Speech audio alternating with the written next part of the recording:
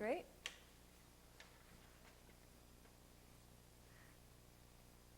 Ready? Yep. Okay. You ready? Sure. Okay, so we were wondering if there were any institutions or movements that were paralleling the TJC movement, but maybe in Grand Rapids or other parts of Western Michigan. Forget Michigan. It had, we were completely off the track for Michigan.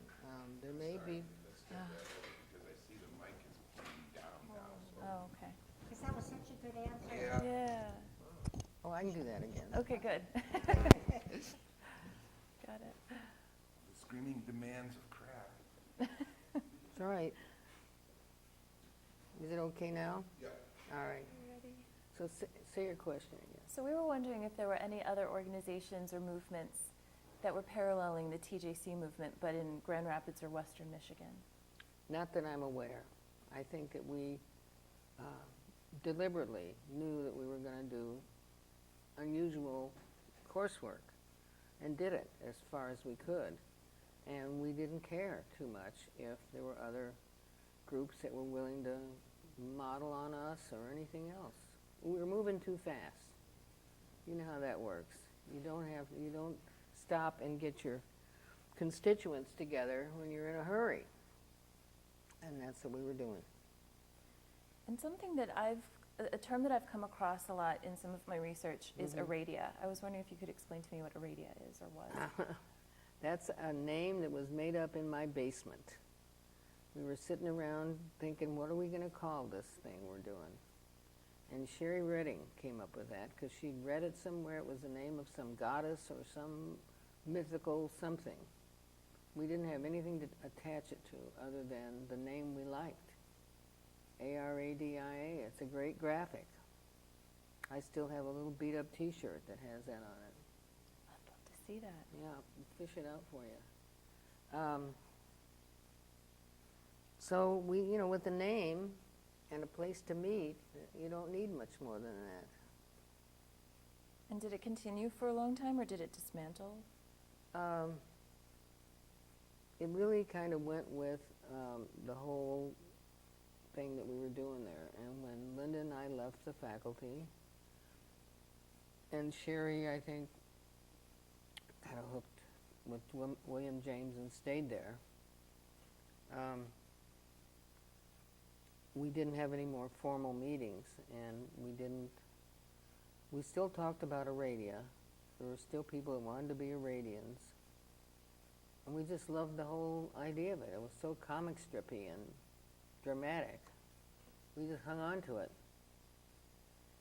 And I was wondering if you are aware of any of the ripple effects that might have emerged from this lesbian movement and this feminist movement that were happening at the time. Well, permission. That was the big one. If you were hanging out with your girlfriend and wondering if you were in love with her and was she in love with me, well, it might be.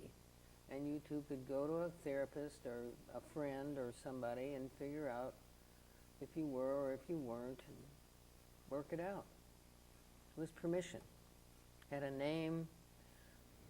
It had, there's countless autobiographies now of lesbian women that have, gradually come out, maybe didn't come out. I think I just heard that actress. She was being interviewed on some station. She was a drunk. She got into all kinds of trouble, but she finally came out, and therefore her life mellowed out considerably. What was her name? She was a big shot for a long time. She and this guy who ended up hating her, they did some family show for a long time. Do you remember what she was in? I think it's Roseanne Fox. No, not Roseanne. She'd make a bigger stew about it. No, it's this blonde woman. She looks very traditional. Meredith Baxter? Yeah, that's who it is.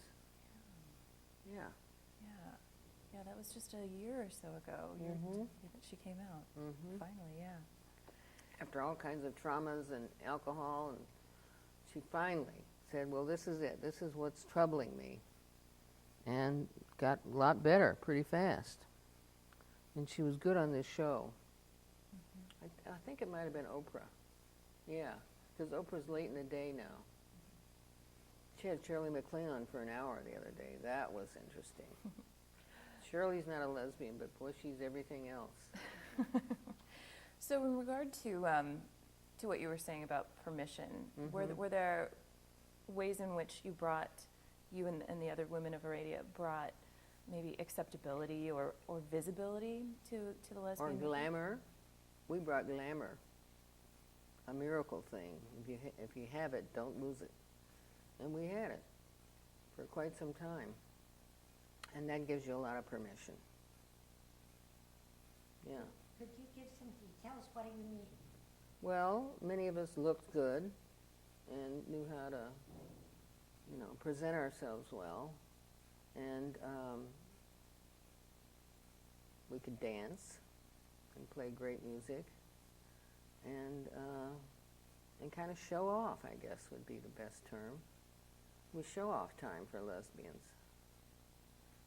I'm curious to know what life was like living in Grand Rapids in the 70s, because I only know Grand Rapids currently, and Right. how it tends to be more conservative, more religious, not very welcoming to a lot of people who are out LGBT individuals. Hasn't changed. So it was like that when you were here too. Oh, worse, yeah. So why do you think there was such a movement in this very conservative area? That's a good question.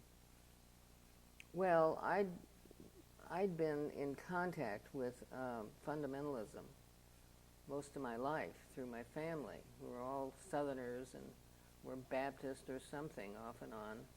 Not real intense religious, but it was there. So I knew what it was. It wasn't like a mystery to me, or it wasn't pulling me in any way. And I just knew how we'd be viewed. So I sort of took up the armament ahead of time, knowing how they were going to read it. And I tried to sort of up the volume. You think we're queer? Woohoo, wait till you see us dance and stuff like that. And wait till you hear the music we play and the way we dress. And, it was a performance. That's what I'm after. It's performance art. Interesting. And so did you have any backlash from locals about what was going on? I think Phyllis, what's her name, Ball, she told my friend Emily, why did she paint her house pink? Yeah, there was a big to-do about the fact that I had a two-tone house, pink and lavender, and that it was one of those big Heritage Hill houses where you have these requirements. So avoid pink or things like that, So that was a big thing. And there were probably more things that I don't know a thing about that they were saying and commenting on, and glad to get rid of us. So your house was the common kind of meetup area. Were there any other areas that people were coming to kind of congregate and feel comfortable with other LGBT individuals, or lesbian particularly? Yeah. I'm trying to think where Linda lived. She lived out in the country. She had a farm out there. People felt fine about going out there, but it wasn't a big meeting place. Our house just lent itself to that, It was huge, and it had a big basement area where we could meet, like a meeting house, like a church, like a church. I like that. Uh-huh. Now, I'd heard that there had been a feminist bookstore in Grand Rapids for decades, but it's no longer around. Are you aware of that? I don't know. Like it was around for a couple of decades, but it closed, I think, maybe in the 90s or early 2000s. Huh. You better ask Linda or Sherry about that. There may have been something I wasn't aware of. I know there was a little store that somebody opened on Fulton, and they were selling feminist stuff, but it didn't last too long. I made a series of things called Aradia crash helmets, and they sold out of there. They were, hard hats with all this decoration on it. Do you still have any? I'm trying to think, my move, this last move, was a disaster. And the best one was Lost in This Move. I think I have a couple that aren't totally perfect, but they're still alive, they're still around, and I could still make them with no problem. I'd love to see those. Okay, I'd love to. yeah. Yeah. I still have Granny's ashes, too. I've yet to redo her in the current time. Do you still have the mantle and the? No, I have, well, I redid her several times, and this one was, she's in this leather bag with things that have clamps that you can pull some up. And it was mounted on a table-like device, and it had music and stuff. It was similar to the fancy one I first made. But I've yet to make one that really is another granny piece. She would just die if she knew. She'd probably laugh at some level. Yeah. Hope so.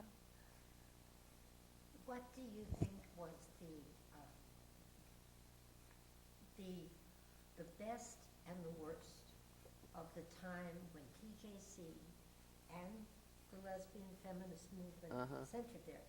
What was the best that came from it, and a weakness, or was she that different or something? Right. Yeah. Good question. Well, the best is, I guess, the psychological one, that you always benefit from being honest about your real feelings about things. So all the people that said, oh yeah, that's me, I like my girlfriend, you know, they feel better. And many of them have sprung from that time into all kinds of other avenues and come out, so to speak. And I think that's good no matter who or what, when it happens. The negative part, too, is what you're asking? Yeah, about TJC or about the whole era or whatever. Right. Well, we have the reputation, I think. TJC has the reputation of being this far-out, crazy, dope-smoking college that ran for a little while, and then the faculty went too far, and they closed it. I'm sure that's the gossip around it. Right? Yep. Either that or it never existed. Oh, really? That's the other way. They say that it never Well, happened? it's not that they say that, but they act Like it never happened. It happened. I'm still alive, and I can tell you it definitely happened. Times 10.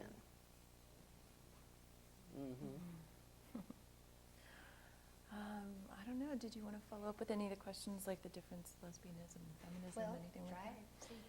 But if you're sick of it, you just tell us. Sure. Try it. Yeah. No, this is fine. Okay. Fine.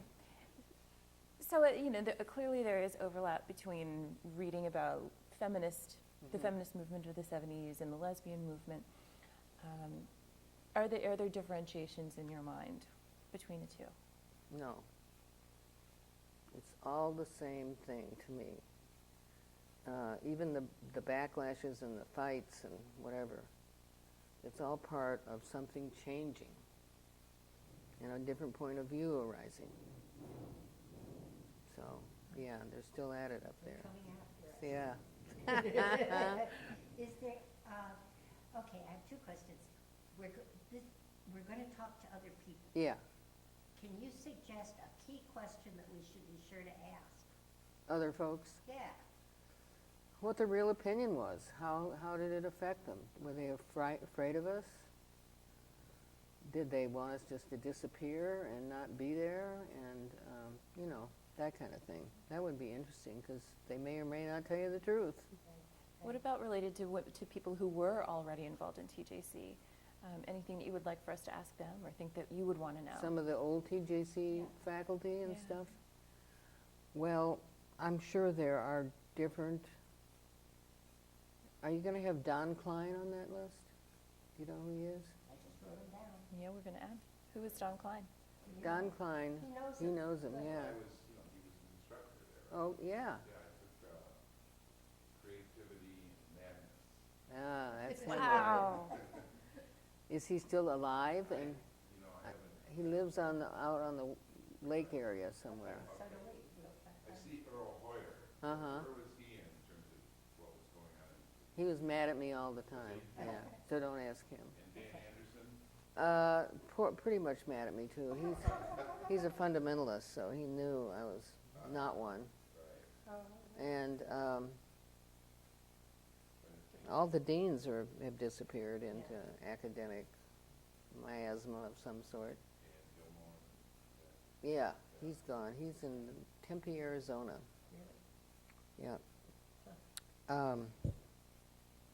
So where were we? Oh, Don Klein. I was going to say, Don helped me build the windmill. Oh, really? Yeah, he really did. He put out. He really helped. Because he had an engineering degree at some level. And so he knew how to make these batteries work with this engine and the blades and all that stuff. And he showed up every day we did it, and he did the dance. He really did. And he never crapped about feminism or anything. He just let it happen. He knew how. I think he knew things were happening that he either wasn't involved in or couldn't control or couldn't be a part of, and he just let it flow.